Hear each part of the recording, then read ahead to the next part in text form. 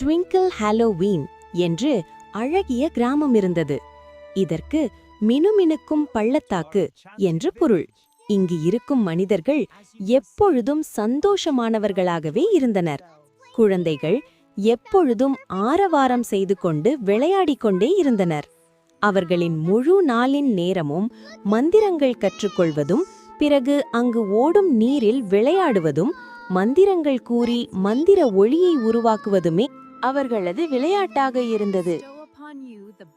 இவள்தான் இளவரசி ஆருயி, பச்சை மிளகாய் ராஜ்யத்தின் இளம் தேவதை.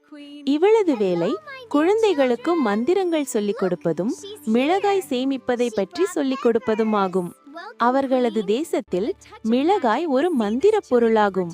இவள் எப்பொழுதும் குழந்தைகளுடன் சேர்ந்து மந்திர மாயாஜாலத்தை செய்து கொண்டிருப்பாள். அதை அவர்களுக்கு கற்றுக் கொடுக்கவும் செய்வாள். அவளது வகுப்பில் குழந்தைகள் எப்பொழுதும் ஆர்வமாக இருந்தனர்.